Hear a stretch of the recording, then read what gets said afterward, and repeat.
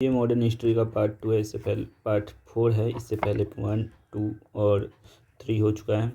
ये modern history का part 4 है। इसमें हम लोग पढ़ेंगे प्रमुख कारखाना अधिनियम और आयोग के बारे में। जो आयोग थे 1875 में प्रथम कारखाना समिति 1875 में बना था। फिर 1884 में इंडियन जूट मिल एसोसिएशन बना था। 1884 में इंडियन जूट मिल एसोसिएशन बना था। 1916 में प्रथम भारतीय औद्योगिक आयोग बना था। 1921 में वित्तीय कमीशन का गठन किया गया। 1929 में श्रम आयोग का निर्माण किया गया। प्रमुख अधिनियम जो थे 1881, 1891, 1911, 1922, 1934 और 1946 में बना था कारखाना अधिनियम। इस सबको एक एक करके अब देखते हैं। सबसे पहला कारखाना अधिनियम 1881 में बना था, जिसको बनाया था लॉर्ड रिपन ने। सबसे पहला कारखाना अधिनियम 1881 में बनाया था, जिसको बनाया था लॉर्ड रिपन ने। यह अधिनियम बाल श्रम के संबंधित था, जिसमें 7 वर्ष से कम आयु के बच्चों को कारखाना में काम पर नहीं लगाया जा सकता था। 1881 के अधिनियम में बोला गया था कि जो 7 वर्ष से कम आयु के बच्चे होंगे उसको काम पर कारखाने पर नहीं लगाया जा सकता। 12 वर्ष से कम आयु के बच्चों को काम करने की घंटा को सीमित कर दिया गया और खतरनाक मशीनों से सुरक्षित रखने का निर्देश दिया गया। और जो 12 साल से कम वर्ष के आयु के बच्चे थे उनको निश्चित कर दिया गया काम करने के घंटे को। कारखाना अधिनियम फिर 1891 में आता है, 1891 में आता है कारखाना अधिनियम। उसके बाद 1891 में आता है जो जिसका प्रमुख था लॉर्ड लैंसडाउन, जो लॉर्ड लैंसडाउन ने कहा था। इसमें भी सेम ही बात था, बस 9 वर्ष से कम वर्ष के आयु के बच्चों को काम करने से प्रतिबंध लगा दिया गया था तथा 9 से 14 वर्ष के बच्चों को 7 घंटा काम करने का एक निश्चित समय फिक्स कर दिया गया था। इसके बाद कारखाना अधिनियम 1911 आता है, जो कि लॉर्ड हार्डिंग ने बनाया था। पुरुषों को कार्य करने की अवधि को 12 घंटे प्रतिदिन निश्चित कर दिया गया। जो मेल होगा वो 12 घंटा पर डे काम करेगा। जो मेल होगा वो 12 घंटा पर डे काम करेगा। ये एक कारखाना अधिनियम 1911 का बात था, लॉर्ड हार्डिंग ने बनाया था। कारखाना अधिनियम 1922 जो कि लॉर्ड रीडिंग ने बनाया था, जो कि कारखाना अधिनियम 1922 था, जो कि लॉर्ड रीडिंग ने बनाया था। बच्चों की कार्यावधि को 6 घंटे प्रतिदिन निश्चित कर दी गई थी। जो बच्चों की कार्यावधि था वो 6 घंटा प्रतिदिन निश्चित कर दिया गया था। प्रतिदिन कितना कार्य करेगा, 6 घंटा प्रतिदिन कार्य करना निश्चित कर दिया गया था। 12 से 15 वर्ष के आयु के बच्चों को कारखाना में काम करने की अनुमति दे दी गई थी। जो 12 से 15 वर्ष के आयु के बच्चे थे उन्हें कारखाना में काम करने की अनुमति दे दी गई थी। 12 से 15 वर्ष के आयु के बच्चों को कारखाना में कार्य करने की अनुमति दे दी गई थी। इसके बाद कारखाना अधिनियम 1934 आया था, जो बनाया था लॉर्ड विलिंगटन ने। श्रमिकों को चिकित्सा एवं आराम की व्यवस्था की गई थी। जो श्रमिक थे उन्हें चिकित्सा की व्यवस्था तथा आराम करने की व्यवस्था की गई थी। वयस्क श्रमिकों को काम के घंटे को 11 घंटे प्रतिदिन तय कर दिए गए थे। जो वयस्क व्यक्ति थे उनके काम के घंटे को 11 घंटे निश्चित कर दिया गया था। उसके बाद कारखाना अधिनियम 1946 आया था। इस अधिनियम में श्रमिकों को कार्य करने की अवधि को 11 घंटे से कम करके 9 घंटे कर दिया गया था। ठीक है, 11 घंटे से कम करके कितना घंटा कर दिया गया था, 9 घंटा कर दिया गया था। 11 घंटे से कम करके 9 घंटा कर दिया गया था। 200 से अधिक श्रमिकों के कार्य करने वाले कारखाना में कैंटीन की व्यवस्था की गई थी। जहाँ पे 200 से अधिक श्रमिक कार्य करते थे, जिस कारखाना में वहाँ पर कैंटीन की व्यवस्था की गई थी। एक नोट है कि 1948 में स्वतंत्र भारत का कारखाना अधिनियम आया था। 1948 में स्वतंत्र भारत का कारखाना अधिनियम कब आया था? 1948 में आया था। नारायण मेघाजी लोखंडे भारत के मजदूर आंदोलन के अग्रदूत कौन है? भारत के मजदूर आंदोलन के अग्रदूत हैं नारायण मेघाजी लोखंडे। नारायण मेघाजी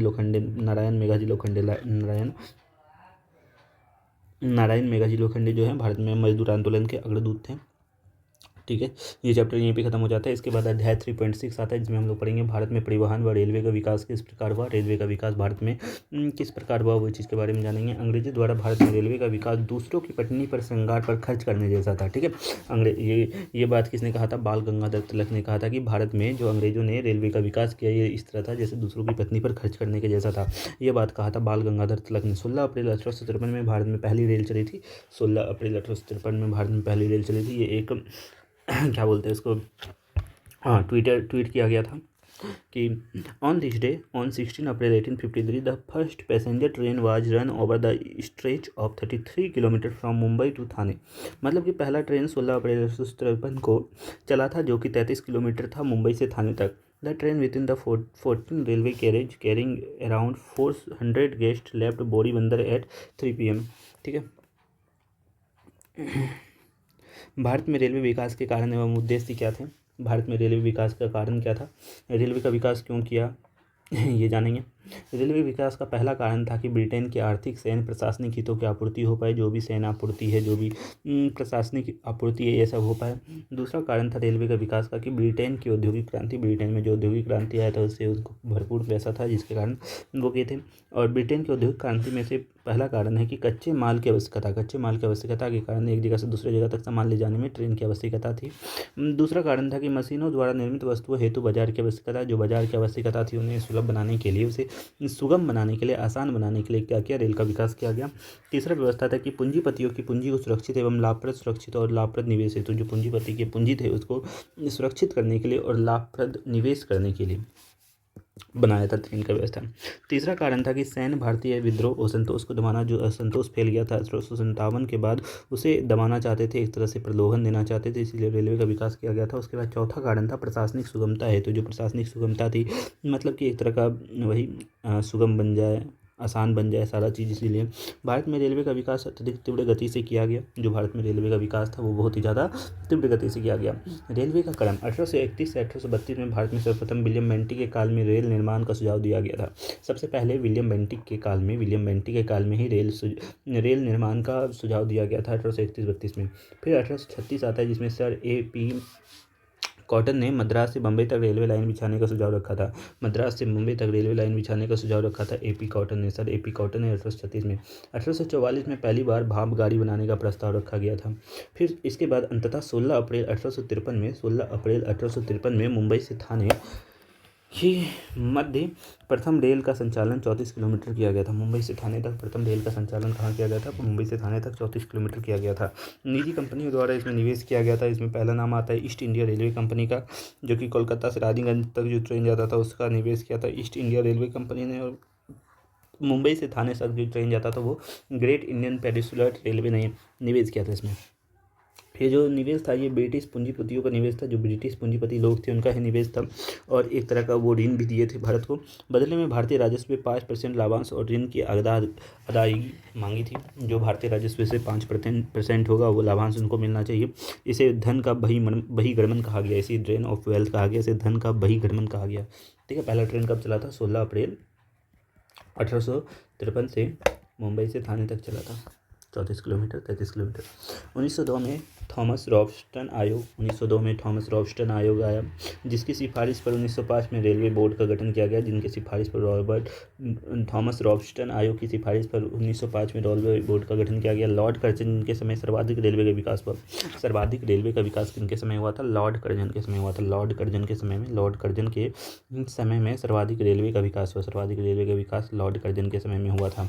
1920 में एक वर्थ आयोग आया। 1920 में एक वर्थ आयोग आया, जिसका कि प्रमुख था लॉर्ड चैम्सफोर्ड के द्वारा लॉर्ड एकवर्थ आयोग आया था। एक वर्थ आयोग आया था लॉर्ड चैम्सफोर्ड के द्वारा। एक वर्थ आयोग आया था। रेल व्यवस्था को पूर्णतः सरकारी क्षेत्र के अधीन करना। रेल व्यवस्था जो था वो पूर्णतः सरकारी क्षेत्र के अधीन कर दिया गया। रेल बजट को आम बजट से अलग करना। रेल बजट को आम बजट से क्या कर दिया गया? अलग कर दिया गया। रेल बजट को आम बजट से अलग कर दिया गया। 1924 में इसे लागू किया गया। ठीक है, और इसे लागू किया था लॉर्ड रीडिंग ने। विवेक देवराय समिति की सिफारिश पर 1 फरवरी 2017 को रेल बजट को आम बजट से अलग कर दिया गया था। 1925 में प्रथम इलेक्ट्रॉनिक ट्रेन मुंबई से कुर्ला चली थी। प्रथम इलेक्ट्रॉनिक ट्रेन कहाँ चली थी? मुंबई से कुर्ला। प्रथम इलेक्ट्रिक ट्रेन 1925 में चली थी मुंबई से कुर्ला। प्रथम इलेक्ट्रिक ट्रेन कहाँ चली थी? मुंबई से कुर्ला चली थी 1925 में। 1947 में विभाजन के बाद 40% रेल नेटवर्क पाकिस्तान के हिस्से में चले जाते हैं। 1952 में रेल का 6 जोन में विभाजन किया गया। 1952 में रेल का 6 जोन में विभाजन किया गया। लेकिन ये अभी वर्तमान में कुल 18 जोन है। वर्तमान में रेलवे के कुल कितने जोन है? 18 जोन है। अभी वर्तमान में रेलवे के 18 जोन है। रेलवे का निवेश जो था 1849 और 69 के करीब निजी लोग इसमें निवेश करते थे। 1869 से 80 में इसे सरकारी कर दिया गया। 1880 से 1925 तक सरकारी और निजी दोनों मिलकर करते थे। 1925 से 2014 तक यह सरकारी थी। रेलवे जो थी सरकारी थी। 2014 से सरकारी और निजी थी, निवेश कर दिया गया। जिसे विवेक देवराय समिति के द्वारा इसे निजी निवेश किया गया। तेजस जो है वह लखनऊ से नई दिल्ली की ओर चलती है। पहली प्राइवेट ट्रेन जो है वो तेजस है। भारत की पहली प्राइवेट ट्रेन भारत की पहली प्राइवेट ट्रेन भारत की पहली प्राइवेट ट्रेन क्या है? भारत की पहली प्राइवेट ट्रेन जो है वो है तेजस, जो कि कहाँ से कहाँ तक चलती है? जो चलती है दिल्ली से लखनऊ तक चलती है। इसका प्रभाव क्या हुआ? जो रेल निर्माण किया अंग्रेजों ने, रेल निर्माण का प्रभाव क्या हुआ? कुछ अच्छे प्रभाव हुए, कुछ निगेटिव प्रभाव हुए। सबसे पहले अच्छे प्रभाव के बारे में जानेंगे कि आंतरिक और विदेशी व्यापार में वृद्धि हुई। ठीक है, विभिन्न क्षेत्रों के मध्य संपर्क बढ़ा और विचार विनिमय आसान हो गया। राष्ट्रीय एकता और आंदोलन को गति मिली। ठीक है, इसका नकारात्मक प्रभाव क्या क्या हुआ? रेल निर्माण का हस्तशिल्प उद्योगों का पतन हो गया, विऔद्योगीकरण हो गया। जो भी हस्तशिल्प काम थे वो सब जो बाजारों में बिकते थे वो सब खत्म होने लगे। ग्रामीण निर्धनता देखने को मिलती है, जो गाँव के लोग थे वो ज़्यादा गरीब होने लगे। अनाजों की निर्यात होने लगा, अनाज जो थे वो बहुत ज़्यादा रूप से जाने लगे, जिसके कारण अकाल को हमको देखने को मिलता है भारत में।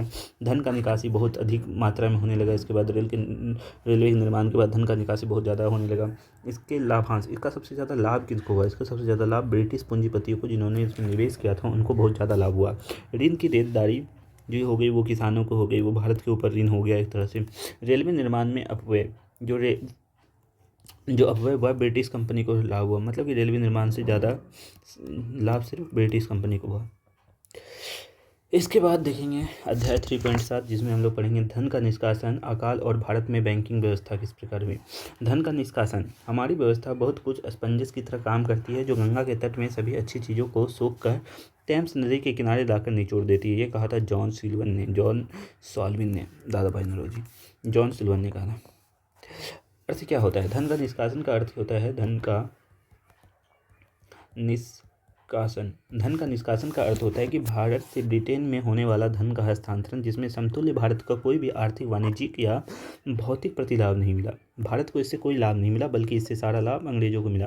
आयात की तुलना में अधिक निर्यात, मतलब कि जो आने से ज़्यादा जाता था भारत से सामान। ठीक है, और इसका धन का निष्कासन का सिद्धांत दादा भाई नौरोजी ने दिया था। धन का निष्कासन का सिद्धांत किसने दिया था? दादा भाई नौरोजी ने दिया था। दादा भाई नौरोजी के कुछ प्रमुख किताबों के नाम जानेंगे। सबसे पहला किताब था धन निष्कासन अनिष्टों का अनिष्ट, धन निष्कासन अनिष्टों का अनिष्ट, एविल ऑफ द एविल्स, धन निष्कासन अनिष्टों का अनिष्ट, दादा भाई नौरोजी के द्वारा लिखा गया था। इंग्लैंड डेब्ट टू इंडिया, ये भी दादा भाई नौरोजी के द्वारा 1867 में लिखा गया था। इंडियन डेब्ट टू इंडिया, जो कि दादा भाई नौरोजी के द्वारा 1867 में लिखा गया था। तीसरा था on the commerce of India, जो कि 1871 में दादा भाई नौरोजी के द्वारा लिखा गया था। द बॉन्स्ट एंड मीन्स ऑफ इंडिया, जो कि 1876 में दादा भाई नौरोजी के द्वारा लिखा गया था। उसके बाद था poverty and un British rule in India, जो कि 1902 में दादा भाई नौरोजी के द्वारा लिखा गया था। Poverty and un British rule in India, जो कि दादा भाई नौरोजी के द्वारा 1902 में लिखा गया था। Poverty and un British rule in India, दादा भाई नौरोजी के द्वारा 5 प्रमुख किताब लिखे गए थे। पहला था धन निष्कासन अनिष्टों का अनिष्ट, एविल ऑफ द एविल जिसको कहा जाता है। दूसरा था इंग्लैंड डेब्ट टू इंडिया, जो कि 1867 में लिखा था दादा भाई नौरोजी ने। इंग्लैंड डेब्ट टू इंडिया, जो कि 1867 में दादा भाई नौरोजी ने लिखा था। इसके बाद तीसरा किताब था on the commerce of the India, जो कि 1871 में दादा भाई नौरोजी ने लिखा था। On the commerce of India, दादा भाई नौरोजी ने on the commerce of the India लिखा था।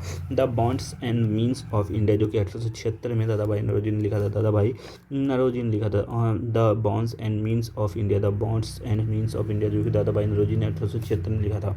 Poverty and un British rule in India, जो कि 1902 में दादा भाई नौरोजी ने लिखा था। Poverty and un British rule in India, जो कि दादा भाई नौरोजी ने 1902 में लिखा था। ये जो सिद्धांत थे इनका समर्थक कौन था? जो धन के निष्कासन का सिद्धांत था, इसका समर्थक 1896 में कांग्रेस में रहीमतुल्ला सयानी, जो कि कलकत्ता अधिवेशन में थे, और आर.सी. दत्ता थे। इकोनॉमी हिस्ट्री ऑफ इंडिया लिखा था आर.सी. दत्ता ने। इकोनॉमिक हिस्ट्री ऑफ इंडिया लिखा था, economic history of India R C. Dutta ने लिखा था। Surendra Nath Banerjee, C Subramaniam, M G. Ranade, J B. Joshi, ये सब सिद्धांत के समर्थक थे। और जो सिद्धांत के विरोध में थे वो उनका नाम था सर सैयद अहमद खान। जो विरोध में थे वो थे सर सैयद अहमद खान। धन के निष्कासन की प्रक्रिया जानेंगे। प्लासी के युद्ध के पूर्व ब्रिटिश कंपनी द्वारा भारतीय वस्तुओं की खरीद हेतु 2 करोड़ पाउंड की कीमत धातु भारत आई थी। भारत में वस्तुओं की खरीद के लिए 2 करोड़ पाउंड की धातु भारत आए थे, कि धातु का मतलब कि सोना चांदी ये सब भारत आया था भारत की वस्तुओं को खरीदने के लिए। 1757 में प्लासी का युद्ध होता है। 1765 में इलाहाबाद की संधि होती है। 1757 में प्लासी का युद्ध, 1765 में इलाहाबाद की संधि। फिर रेलवे का विकास होता है, जिससे गृह शुल्क बढ़ जाता है, इंपीरियल प्रेफरेंस होता है, भू राजस्व प्रणाली लगाता है, और अन्य बहुत तरह के चीज़ें को भारत में लगाया जाता है।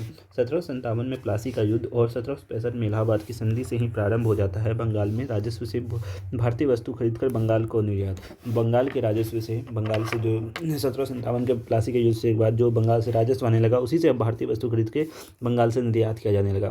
बंगाल की लूट इसके बाद शुरू हो जाती है, मतलब कि जो पैसा भेजना भी बंद हो जाता है, बस यहीं का पैसा से अपने देश का विकास करने लगा था ब्रिटेन। भारत में रेलवे का विकास में भी बहुत ज़्यादा लाभांश हुआ। ब्रिटिश को ऋण अदायगी, मतलब कि लोन एक तरह का लगा दिया था। अब भाई बहुत ज़्यादा वेस्टेज किया पैसा का। गृह शुल्क, हाउस चार्ज किया था, ब्रिटेन का हाउस चार्ज किया था। इंग्लैंड स्थित राज सचिव द्वारा भारत सरकार की ओर किया गया व्यय जो प्रतिवर्ष भारतीय कोष में से भेजा जाता था। इंग्लैंड स्थित राज सचिव द्वारा भारतीय सरकार की ओर से किया गया व्यय जो कि प्रतिवर्ष भारतीय कोष से भेजा जाता था। भारतीय सार्वजनिक ऋण एवं रेल पर लगाई गई पूंजी का ब्याज एवं लाभांश। ठीक है, ये भी गृह शुल्क था, मतलब कि जो रेल बनाया था उस पर जो ऋण था उस पर ब्याज भी लग रहा था। भारत को दी गई सैन्य सामग्री की लागत, जो भी भारत को सैन्य सामग्री की लागत दी गई थी उस पर भारत के कारण इंग्लैंड में दिए जाने वाले नागरिक और सैन्य शुल्क। इंग्लैंड के राज्य सचिव का सारा खर्चा जो था वो भारत के ऋण कोष से जाता था। भारत सरकार द्वारा यूरोपीय अफसरों को दिया जाने वाला वेतन भत्ता ये भी भारत के राजकोष से जाता था। भारत के बाहर हुए युद्धों को लड़ने में अंग्रेजों द्वारा प्रयोग में लाई गई विभिन्न राशि गृह शुल्क का हिस्सा नहीं थी। भारत के बाहर जो भी लड़ाई हुई, भारत के बाहर अंग्रेजों के द्वारा जो भी लड़ाई हुई, उसमें यह सब गृह शुल्क का हिस्सा नहीं थी, ये सब भारत का हिस्सा नहीं थे, वो सब अपना पैसा खर्चा किया था बस इसमें। इसके बाद देखेंगे इंपीरियल प्रेफरेंस क्या था। इंपीरियल प्रेफरेंस क्या था? भारत में ब्रिटिश आयातों पर दी गई विशेष रियायत। ब्रिटिश आयात मतलब कि जो भी सामान भारत आते थे उस पर बहुत ज़्यादा रियायत दिया जाता था। ठीक है, बहुत ज़्यादा मतलब कि एक तरह सब्सिडी दी जाती थी। कुछ अन्य बात देखेंगे, शोषणकारी भू राजस्व प्रणाली थी, लैंड टैक्स रेवेन्यू था वो बहुत ज़्यादा शोषणकारी था। 1813 तक कंपनी के व्यापारी के एकाधिकार व फिर मुक्त व्यापार नीति द्वारा फिर 1813 तक सिर्फ एकाधिकार कर दिया था, सिर्फ एक ही देश भारत में व्यापार कर सकता है, ये सब चालू कर दिया था। भारत में पुनः धन भारत के विदेशी ऋण एवं पूंजी निवेश के रूप में आता था। भारत में जो वो धन था फिर से पुनः विदेशी ऋण के रूप में आ जाता था, मतलब भारत का धन लेकर फिर वो ऋण के रूप में चढ़ा देते थे। विदेशी बैंक, बीमा और नौ परिवहन कंपनी, जो विदेशी बैंक थी वो सब बीमा और नौ परिवहन कंपनी ने भारत को लूटा। कंपनी के शेयर धारकों को दिया जाने वाला लाभांश, जो भी शेयर धारक थे, जो 24 शेयर धारक थे उनको भी जो यहाँ से लाभ होता था वो उनके पास जाता था। इनका परिणाम क्या हुआ? भारत में जो धन निष्कासी हुआ, ये सब चीज़ों हुआ, तो इसका परिणाम क्या हुआ? इसका परिणाम, एक मुख्य परिणाम हुआ अकाल। पहला परिणाम था भारत में इतना ज़्यादा धन निष्कासी और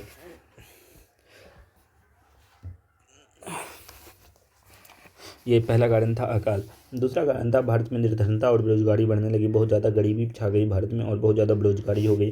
ब्रिटेन में समृद्धि और औद्योगिक क्रांति, ब्रिटेन जो हो गया बहुत ज़्यादा समृद्ध हो गया और वहाँ पर औद्योगिक क्रांति शुरू हो गई। भारत का भी औद्योगिकरण होने लगा, मतलब कि जो भी उद्योग थे वो सब खत्म होने लगे। भारतीय राष्ट्रवादी आंदोलन का प्रमुख आधार बना और यही भारतीय राष्ट्रीय आंदोलन, जो कि राष्ट्रीय आंदोलन था, इसका प्रमुख आधार बना। ठीक है, गरीबी, अकाल, ये सब।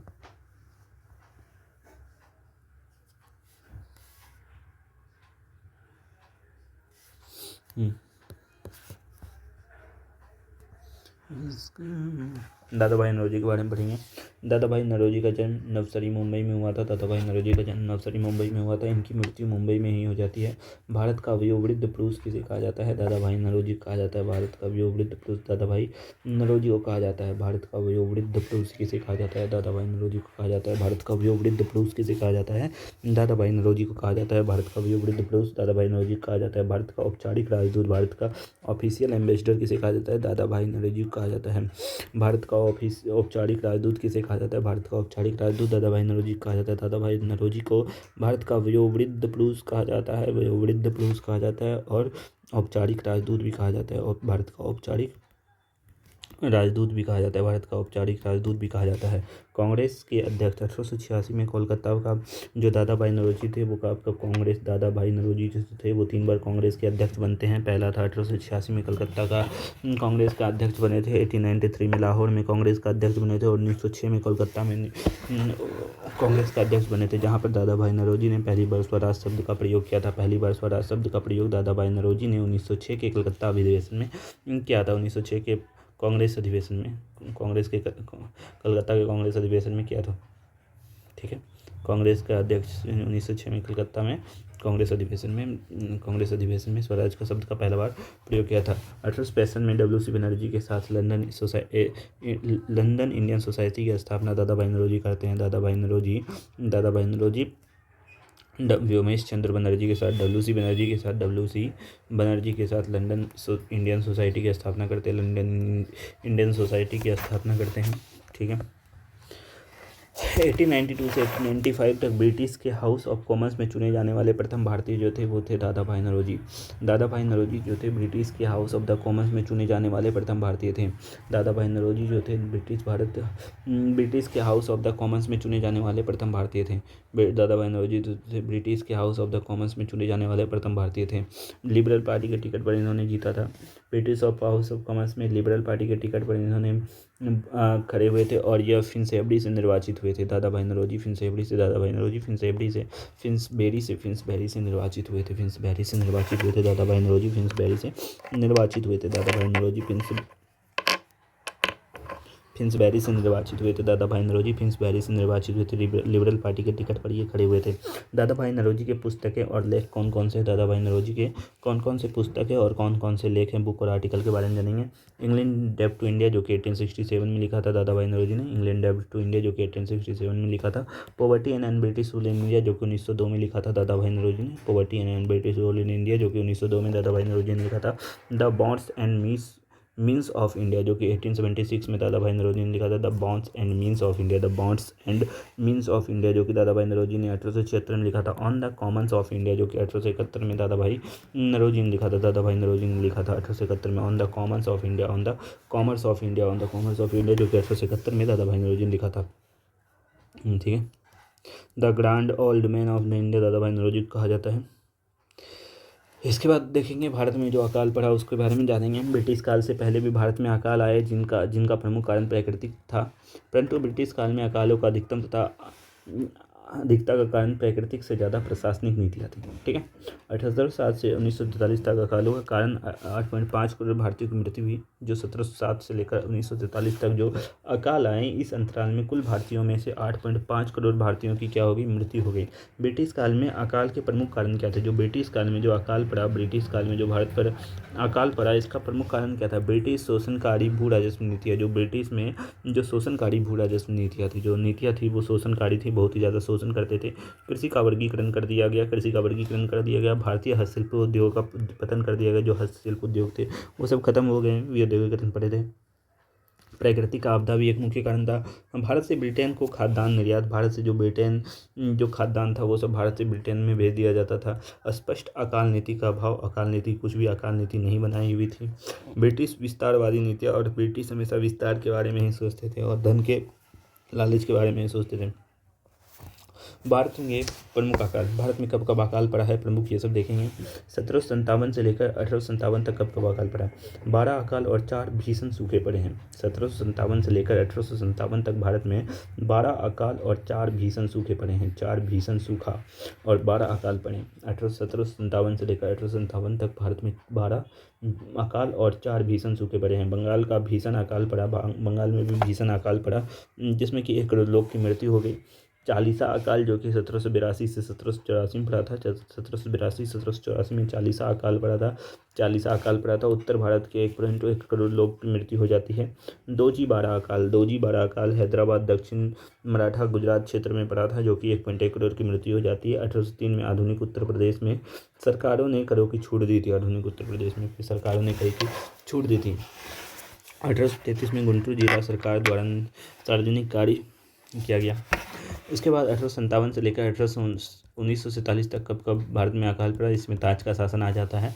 उड़ीसा में सबसे पहले 1866 में उड़ीसा में अकाल पड़ा जिसमें कि 10 लाख लोगों की मृत्यु हो जाती है। जिसके बाद कैंपबेल आयोग बनता है। दक्षिण भारत अकाल 1876 से 1878 तक दक्षिण भारत अकाल पड़ता है। 1876 से लेकर 1878 तक दक्षिण भारत अकाल बढ़ता है। ठीक है। 50 लाख रुपया जिसमें कि 50 लाख 1 करोड़ को दिया जाता है। बंगाल अकाल पड़ता है जिसमें 20 लाख रुपया दिया जाता है, इसमें भी 20 लाख रुपया दिया जाता है। ब्रिटिशकालीन अकाल नीतियाँ। ब्रिटिश काल में कौन कौन सी अकाल की नीतियाँ बनाई गई थी? पहला था कंपनी के शासन के समय कौन कौन सी नीतियाँ बनाई गई थी? पहला था स्पष्ट नीति का अभाव, कोई भी नीति नहीं बनाया गया था कंपनी के शासन के द्वारा समय। 1792 के मद्रास के अकाल के बाद कुछ राहत कार्य दिया गया था। 1792 में जो मद्रास में 1792 में मद्रास में जो अकाल आया था उसके बाद कुछ राहत कार्य दिया गया था कंपनी के द्वारा। 1857 के बाद जब ताज का शासन आ जाता है तो उसमें देखेंगे कौन कौन सा नीतियाँ हुई थी। बेहतर दृष्टिकोण और आयोगों की स्थापना की गई थी। दिल्ली आगरा अकाल घोषित कर दिया गया था। पहली बार केंद्रीय सहायता देखने को मिलता है हमें ब्रिटिश के शासन ताज के शासन में। कर्नल स्मिथ के तहत एक समिति बनाई गई थी। 1866 में दक्षिण भारत अकाल के बाद प्रथम अकाल आयोग कैंपबेल आयोग का गठन किया गया था। 1866 में दक्षिण भारत अकाल के बाद प्रथम अकाल आयोग कैंपबेल आयोग का गठन किया गया था। 1866 में भारतीय अकाल आयोग के बाद प्रथम कैंपबेल आयोग का गठन किया गया था। कैंपबेल आयोग का गठन 1866 में किया गया था। 1866 में किया गया था। 1880 में रिचर्ड स्ट्रेंजी आयोग बना था। 1880 में रिचर्ड स्ट्रेंजी आयोग बना था। रिचर्ड स्ट्रेंजी आयोग बना था। 1880 में अकाल संहिता बनाया गया। 1880 में क्या बनाया गया? अकाल संहिता बनाया गया। 1883 में अकाल कोष प्रतिवर्ष 10 करोड़ रुपया अकाल कोष में दिया जाने लगा। 1883 से प्रतिवर्ष अकाल कोष में 10 करोड़ रुपया दिया जाने लगा। प्रतिवर्ष अकाल कोष के रूप में 10 करोड़ रुपया दिया जाने लगा।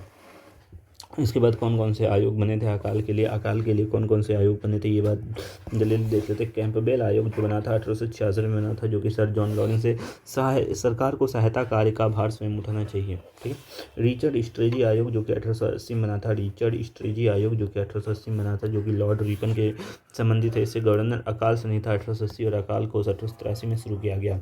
लॉयल आयोग जो कि 1896 में बनाया था। मैकडॉनल्ड आयोग जो कि 1900 में बना था। मैकडॉनल्ड आयोग जो कि 1900 में बना था। मैकडॉनल्ड आयोग कब बना था?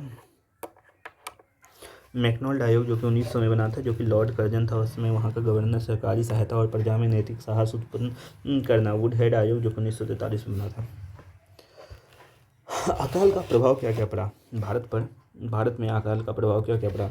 सबसे पहला प्रभाव पड़ा कि जान व माल की क्षति हुई, बहुत सारे लोग मरे, बहुत सारे पशु ये सब मरे। ग्रामीण ऋणग्रस्तता को बढ़ावा दिया गया, मतलब कि लोग जो थे बहुत ज़्यादा गरीब हो गए और बहुत ज़्यादा वो कर्जदार हो गए। तीसरा था हस्तशिल्पों का पतन, जो भी हस्तशिल्प थे उद्योग वो सब खत्म होते गए। कृषक असंतोष एवं विद्रोह का प्रोत्साहन, जिससे किसान लोग बहुत ज़्यादा हतोत्साहित हो गए, बहुत ज़्यादा परेशान हो गए और कर्जदार हो गए। भारत में बैंकिंग का विकास देखते हैं। भारत में बैंकिंग का विकास किस प्रकार हुआ? 1770 में बैंक ऑफ द हिंदुस्तान बना। 1770 में बैंक ऑफ हिंदुस्तान कब बना था? बैंक ऑफ हिंदुस्तान 1770 में बना था। बैंक ऑफ हिंदुस्तान 1770 में बना था। 1806 में बैंक ऑफ बंगाल बना। 1806 में बैंक ऑफ बंगाल बना। बैंक ऑफ बंगाल कब बना था? 1806 में बना था। बैंक ऑफ बंगाल कब बना था? 1806 में बैंक ऑफ बंगाल बना। प्रथम प्रेसिडेंसी बैंक था बैंक ऑफ बंगाल जो था, प्रथम प्रेसिडेंसी बैंक था। 1840 में बैंक ऑफ बॉम्बे बना। 1840 में बैंक ऑफ बॉम्बे बना। 1840 में बैंक ऑफ बॉम्बे बना। 1865 में इलाहाबाद बैंक की स्थापना की गई। 1865 में इलाहाबाद बैंक की स्थापना की गई। जो 1770 में बैंक ऑफ हिंदुस्तान बना, ये एक यूरोपीय पद्धति पर आधारित भारत का प्रथम बैंक था। अलेक्जेंडर एंड कंपनी के द्वारा इसे शुरू किया गया था।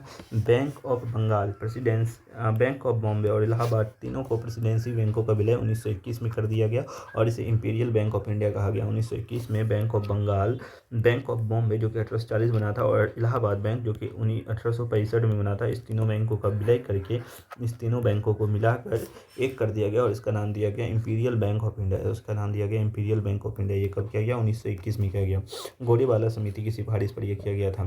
ठीक है। राष्ट्रीयकरण और नाम, अच्छा, गोरेवाला समिति की सिफारिश पर इंपीरियल बैंक ऑफ इंडिया का राष्ट्रीयकरण किया गया और इसका नाम बदलकर 1955 में स्टेट बैंक ऑफ इंडिया कर दिया गया। इंपीरियल बैंक ऑफ इंडिया का नाम बदलकर गोरेवाला समिति की सिफारिश पर इंपीरियल बैंक ऑफ इंडिया जो कि 1921 में बना था, ये गोरेवाला समिति की सिफारिश पर 1921 में इसका राष्ट्रीयकरण और नाम परिवर्तन किया गया 1 जुलाई 1955 को और स्टेट बैंक ऑफ इंडिया कर दिया गया। 1 जुलाई 1955 को स्टेट बैंक ऑफ इंडिया कर दिया गया।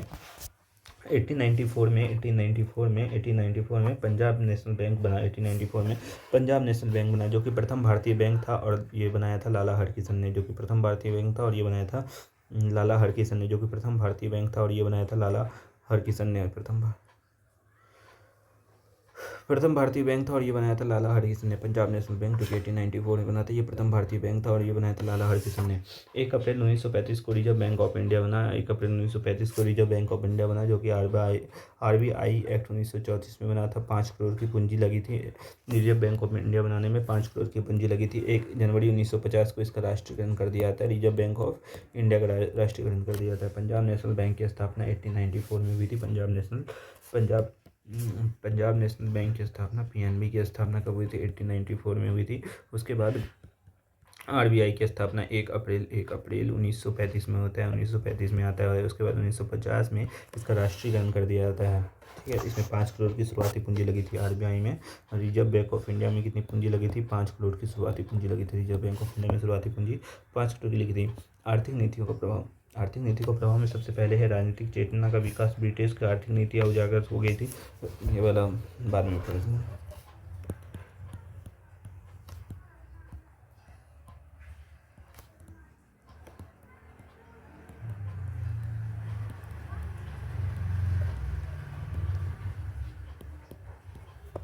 देखो, ये चैप्टर यहीं पे ख़त्म हो जाता है। जो भी ब्रिटिश साम्राज्यवादी नीति थी, जो भी उसने जो शासन चलाया, जो भी कार्य किया, जो कृषि पर जो लगान लगाए, जिस प्रकार से लगान लगाए, रैयतवाड़ी, माहलवाड़ी, इजारेदारी प्रथा, ये सब का सब यहीं पे ख़त्म हो जाता है। इसके बाद हम लोग पढ़ेंगे ब्रिटिश कालीन प्रशासनिक नीति। जो प्रशासन चला रहे थे वो किस प्रकार से प्रशासन चला रहे थे। ब्रिटिश काल में लोक सिविल सेवा का विकास किया गया। ब्रिटिशकालीन प्रशासन नीति। ब्रिटिश काल में लोक सिविल सेवा का विकास पढ़ेंगे। ब्रिटिशकालीन पुलिस प्रशासन के बारे में पढ़ेंगे। ब्रिटिशकालीन न्याय व्यवस्था के बारे में पढ़ेंगे और ब्रिटिशकालीन सैन्य व्यवस्था के बारे में पढ़ेंगे और ब्रिटिशकालीन स्थानीय प्रशासन के बारे में पढ़ेंगे कि स्थानीय प्रशासन ब्रिटिश काल में किस प्रकार थी। सबसे पहला है अध्याय 4.1, जिसमें पढ़ेंगे ब्रिटिश काल में लोक सिविल सेवाओं का विकास किस प्रकार किया गया। 1608 में भारत में ईस्ट इंडिया कंपनी का आगमन हुआ। 1772 में बंगाल में द्वैत शासन की समाप्ति और बंगाल पर अंग्रेजों का प्रत्यक्ष नियंत्रण किया जाने लगा। 1772 में क्या हुआ? बंगाल में द्वैत शासन जो था उसको समाप्त कर दिया गया और अंग्रेजों पर प्रत्यक्ष नियंत्रण कर दिया गया। नियंत्रण, विस्तारवाद और औपनिवेशिक हितों की पूर्ति हेतु सुदृढ़ प्रशासन की आवश्यकता थी। इसके लिए सिविल सेवा शुरू किया गया। कंपनी के लोगों को व्यापार के साथ प्रशासन की जिम्मेदारी भी देना इनको ज़रूरी था, जिससे कि बहुत ज़्यादा भ्रष्टाचार हमें देखने को मिलेगा और बहुत ज़्यादा कुप्रशासन हमें देखने को मिलेगा। 1786 में भारत में लॉर्ड कॉर्नवालिस का आगमन होता है। 1786 में 1786 में भारत में लॉर्ड कॉर्नवालिस का आगमन हमें देखने को मिलता है। पूर्वकालिक लोक सेवा का प्रारंभ इसी के बाद होता है। जो PCS होता है उसका आरंभ इसी के बाद लॉर्ड कॉर्नवालिस के बाद में देखने को मिलता है। नवाचार सिविल सेवा का जनक जो है वो लॉर्ड कॉर्नवालिस को कहा जाता है। लॉर्ड कॉर्नवालिस को सिविल सेवा का जनक कहा जाता है। लॉर्ड कॉर्नवालिस को सिविल सेवा का जनक कहा जाता है।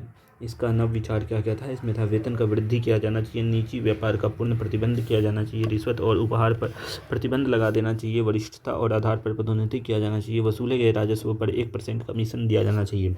सिविल सेवा का यूरोपीयकरण जो किया था वो लॉर्ड कॉर्नवालिस ने किया था।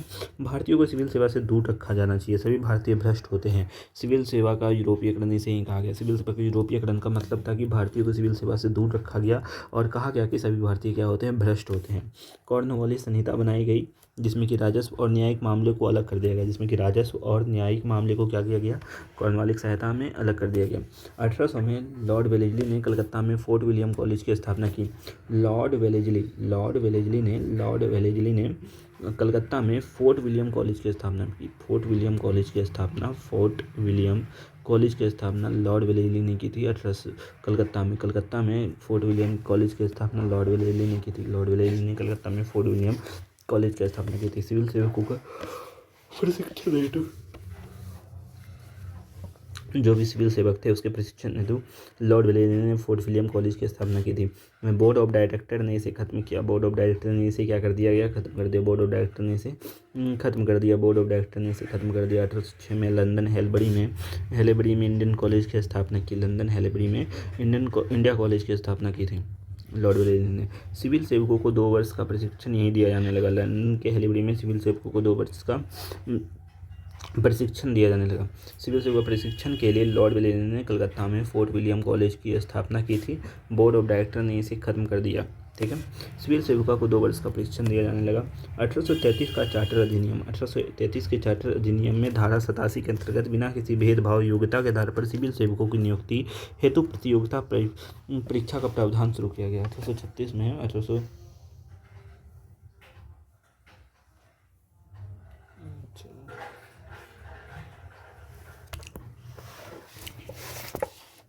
1833 का चार्टर अधिनियम के अनुसार धारा 87 के अंतर्गत बिना किसी भेदभाव योग्यता के आधार पर सिविल सेवकों की नियुक्ति हेतु प्रतियोगिता परीक्षा का प्रावधान किया गया, परंतु इसे लागू ही नहीं किया गया।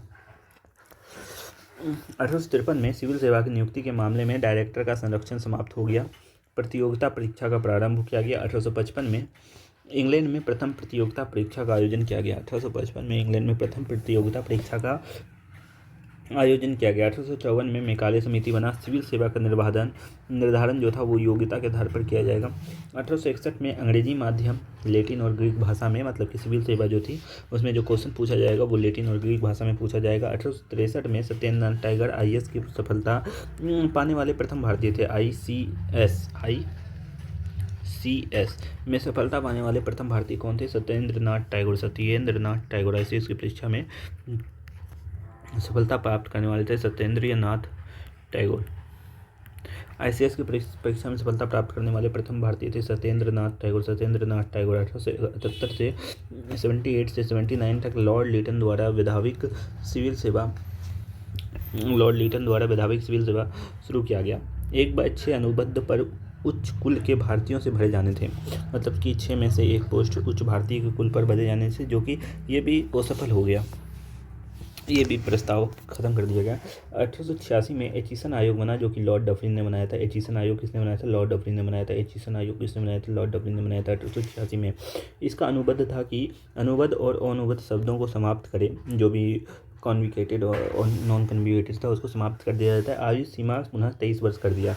जो लॉर्ड डफरिन था उसने आयु सीमा 23 वर्ष कर दिया। 1853 में डलहौजी ने 23 वर्ष किया था। कैनिंग ने 1807 में 22 वर्ष किया था। लॉरेंस ने 21 वर्ष और लिटन ने 19 वर्ष। ठीक है। फिर एचिसन आयोग आया जो था लॉर्ड डफरिन, इन्होंने फिर 23 वर्ष कर दिया। सिविल सेवा को 3 भागों में विभाजन किया गया। सिविल सेवा एक इंग्लैंड में किया जाने लगा, प्रांतीय सिविल सेवा जो कि भारत में होता था, और अधीनस्थ सिविल सेवा जो कि भारत में ही होता था। इस्लिंगटन आयोग हार्डिंग-डुटे के द्वारा इस्लिंगटन आयोग बना। हार्डिंग-डुटे के द्वारा 1912 में इस्लिंगटन आयोग बना, जिसकी सिफारिश पर 1919 का अधिनियम में 1/3 भारतीय और प्रतिवर्ष 1.5% बढ़ाने की बात की गई। 1/3 क्या होंगे? भारतीय होंगे, और प्रतिवर्ष 1.5% उनका बढ़ेगा, जो भी रेवेन्यू होगा। 1922 में भारत इलाहाबाद में लोक सिविल सेवा परीक्षा का आयोजन चेम्सफोर्ड के द्वारा किया गया। भारत इलाहाबाद में लोक सेवा परीक्षा का आयोजन किया गया। लोक सेवा आयोग की गठन की सिफारिश जो थी वो ली आयोग 1924 में लोक सेवा आयोग की गठन की सिफारिश की गई, जिसके बाद 1924 में ली आयोग बनता है, जो कि डिनिंग बनाता है, जिसकी सिफारिश पर भारत सचिव नियुक्ति जारी रखें। जो भारत सचिव की नियुक्ति होगी वो जारी रखें। लोक सेवा आयोग का गठन किया गया, जो कि 1926 में किया गया। लोक सेवा आयोग का गठन किया गया। भारत एवं यूरोप में भारत सरकार अधिनियम जो कि 1935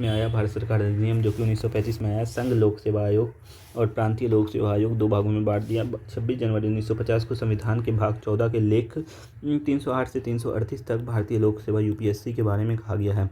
भारतीय संविधान के भाग 14 के लेख 308 से लेकर 323 तक UPSC के बारे में कहा गया है। UPSC लोक सिविल सेवा आयोग के बारे में पढ़ लिया ब्रिटिश काल में। इसके बाद हम पढ़ेंगे ब्रिटिश कालीन पुलिस प्रशासन। जो पुलिस का प्रशासन था वो किस प्रकार था? ब्रिटिश काल में जो पुलिस प्रशासन थी वो किस प्रकार थी? औपनिवेशिक शासन को सुदृढ़ और लाभप्रद बनाने हेतु पुलिस व्यवस्था शुरू की गई थी। पुलिस व्यवस्था का जनक जो था वो भी लॉर्ड कॉर्नवालिस था। जो पुलिस व्यवस्था का जनक था वो लॉर्ड कॉर्नवालिस था। और सिविल सेवा का आयोग का जनक भी कौन था? वो भी लॉर्ड कॉर्नवालिस था। जिला पुलिस अधीक्षक जो होता था वो जिला पुलिस प्रमुख होता था। जो पुलिस अधीक्षक होता था वो जिला पुलिस प्रमुख होता था। जिले में पुलिस चौकियां होती थी। जो जिले होते थे उनमें पुलिस चौकियां होती थी। प्रमुख जो होता था इसका दरोगा होता था। जिले के पुलिस चौकियों का जो प्रमुख होता था वो इंस्पेक्टर होता था, दरोगा होता था। जमींदारों के पुलिस संबंधी अधिकार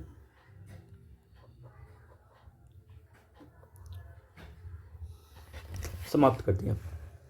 जमींदारों के पुलिस संबंधी अधिकार, जो जमींदार होते थे पहले पुलिस का भी उसके संबंधी अधिकार दिए जाते थे, लेकिन उसको समाप्त कर दिया गया। पुलिस के वेतन में बढ़ोतरी और पुरस्कार दिया जाने का प्रथा शुरू कर दिया गया। पुलिस के वेतन में बढ़ोतरी की गई और उसको पुरस्कार दिए जाने का प्रथा शुरू कर दी। इसके बाद 1829 में विलियम बेंटिक आता है। विलियम बेंटिक ने पुलिस अधीक्षक के पद को क्या किया, समाप्त कर दिया, खत्म कर दिया। पुलिस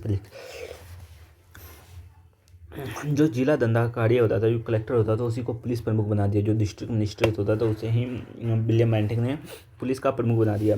1814 में कोर्ट ऑफ द डायरेक्टर ने कंपनी की पुलिस नियुक्ति अधिकार छीन लिए। जो कोर्ट ने क्या किया, कंपनी का जो पुलिस नियुक्ति का अधिकार थे वो खत्म कर दिए। विलियम बेंटिक के संचालनात्मक सुधार किया। संभाग के स्तर पर आयुक्त किया गया। 1861 में पुलिस आयोग, 1860 की सिफारिश पर पुलिस अधिनियम 1861 आधार बनाया गया, मतलब कि आईपीसी जिसको बोलते हैं, 1861 बनाया गया। पुलिस को असीमित अधिकार, पुलिस अनलिमिटेड पावर दे दिया गया पुलिस को। जो पुलिस महानिदेशक होता था जिसे आईजी कहा जाता था, पुलिस उप महानिदेशक जिसे डीआईजी रैंक दिया गया, पुलिस अधीक्षक जो कि एसपी रैंक होता था, जो कि जिला का होता था। आगे देखते हैं 1902 में फ्रेजर कमीशन आया, जो कि लॉर्ड कर्जन ने बनाया था। फ्रेजर कमीशन जो कि लॉर्ड कर्जन के द्वारा बनाया गया। गुप्तचर व्यवस्था की शुरुआत की गई, जिसके केंद्र में सीबीआई, प्रांत में सीआईडी बनाया गया, और केंद्र में सीबीआई बनाया गया और प्रांत के लिए सीआईडी बनाया गया। फ्रेजर कमीशन आयोग ने, जो लॉर्ड कर्जन के द्वारा आया था, फ्रेजर कमीशन आयोग ने, जो कि लॉर्ड कर्जन के द्वारा आया था। इसके बाद चैप्टर 4.3 आ जाता है, ब्रिटिश कालीन न्याय व्यवस्था के बारे में जानेंगे। जो न्याय व्यवस्था ब्रिटिश काल की कैसी न्याय व्यवस्था थी, लीगल सिस्टम कैसा था। पृष्ठभूमि, न्याय व्यवस्था का क्या कारण रहा, क्यों बनाया गया न्याय व्यवस्था, अंग्रेजों के द्वारा न्याय व्यवस्था क्यों चालू किया गया। भारत में अस्पष्ट न्याय प्रणाली थी। जो न्याय प्रणाली थी वो सही नहीं थी, अस्पष्ट थी। विधि और समानता और विधि का शासन का अभाव था, मतलब कि एक नियम और एक कानून, सभी के लिए एक नियम कानून नहीं थे। औपनिवेशिक शासन संचालन की सुगमता थी। औपनिवेशिक शासन संचालन में न्याय बनाने से उनको बहुत ज़्यादा आसानी हो जाता। इसमें हम लोग न्याय व्यवस्था में हम लोग नाम पढ़ेंगे वॉरेन हेस्टिंग्स का, लॉर्ड कॉर्नवालिस का, विलियम बेंटिक का और क्राउन का, ठीक है, जो कि 1857 के बाद आ जाती है। वॉरेन हेस्टिंग्स के द्वारा क्या क्या न्याय व्यवस्था में सुधार किया गया। मुगल कालीन न्याय व्यवस्था में सुधार, ना कि यूरोपीय। जो मुगल कालीन न्याय व्यवस्था में था उसमें सुधार किया वॉरेन हेस्टिंग्स ने। जो मुगल कालीन न्याय व्यवस्था था उसमें सुधार किया। जो न्यायिक संरचना थी, सदर दीवानी कलकत्ता बंगाल का गवर्नर उसमें कर दिया। सदर फौजदारी नियामत मुर्शिदाबाद नायब। जब्ती और मृत्युदंड की स्वीकृति कर दी गई, अपील किया जाने लगा। देखो, जो जिला दीवानी था वो हिंदू को हिंदू विधि के द्वारा और मुस्लिम को मुस्लिम विधि के द्वारा, मतलब जैसे पहले से चला आ रहा था मुगल कालीन व्यवस्था में, वैसे अभी भी किया गया। गुलाम मुखिया 10 रुपये था, ये सब रेगुलेटिंग एक्ट। इसके बाद 1773 में एक रेगुलेटिंग एक्ट आता है, उसके बारे में पढ़ेंगे। एक बंगाली ब्राह्मण था, देखो 1773 के रेगुलेटिंग एक्ट के द्वारा 1774 में कलकत्ता में सुप्रीम कोर्ट का निर्माण किया गया। सहमति के